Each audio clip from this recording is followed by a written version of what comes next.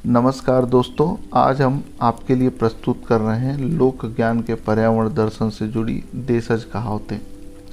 इनमें से अधिकतर कहावतें महाकवि घाघ एवं भट्टरी के द्वारा कही गई हैं। आप देखेंगे कि इन कहावतों को इस तरह से गढ़ा गया है कि ये किसी भी आम इंसान को आसानी से समझ आ जाती हैं और याद हो जाती हैं। तो आइए सुनते हैं वर्षा से जुड़ी कहावतें।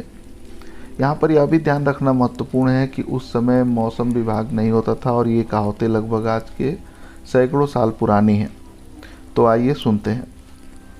रोहिणी बरसे मृग तपय, कुछ कुछ अदरा जाए, कहे घाघ सुन घाघनी, स्वान भात नहीं खाए।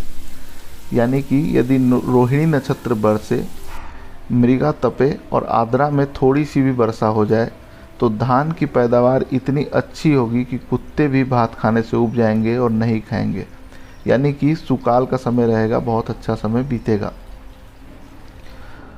उत्तरा उत्तर दे गई, हस्त गयो मुख मोरी, भली बिचारी चित्तरा, परजा लेट बहोरी।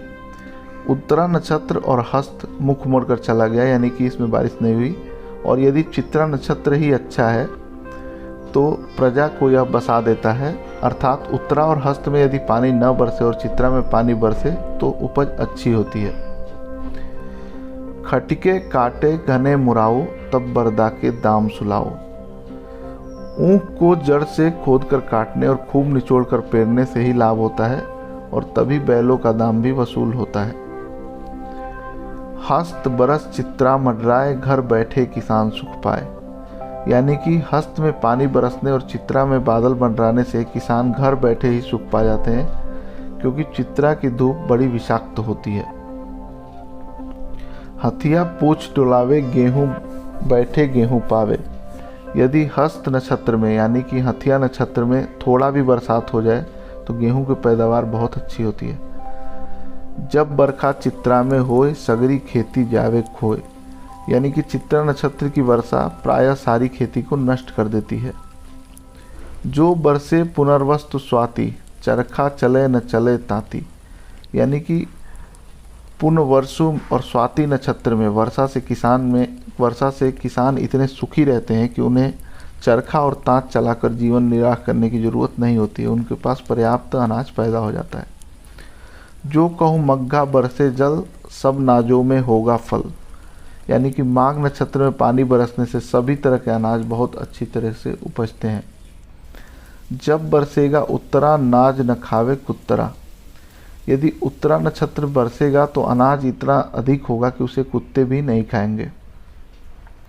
दसे आषाढ़ी कृष्ण की, मंगल रोहिणी होए, सस्ता दान बिकई है, हाथ न छुई है कोई। यदि आषाढ़ कृष्ण पक्ष दशमी को मंगलवार और रोहिणी पड़े तो धान इतना सस्ता बिकेगा कि उसे कोई हाथ से भी न छुएगा। यानी कि बहुत अच्छी धान की फसल होगी। आषाढ़ मास आठे अंधियारी, जो निकले चंदा जलधारी।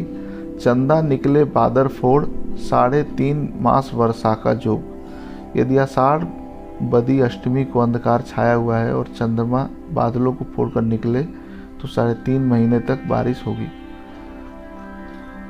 आगे रवि पीछे चले, मंगल जो आषाढ़, तो बरसे अनमोल ही, पृथ्वी आनंदे बाढ़। यदि आषाढ़ महीने में आगे सूर्य और पीछे मंगल ग्रह चले तो वर्षा अच्छी होगी और पृथ्वी पर सर्वथा आनंदमय जीवन होगा।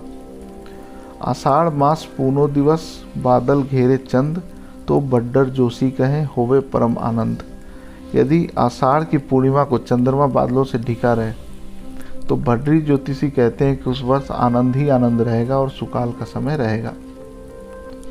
रोहिणी जो बरसे नहीं, बरसे जेठा मूर, एक बूंद स्वाति पड़े, लागे तीनों नूर।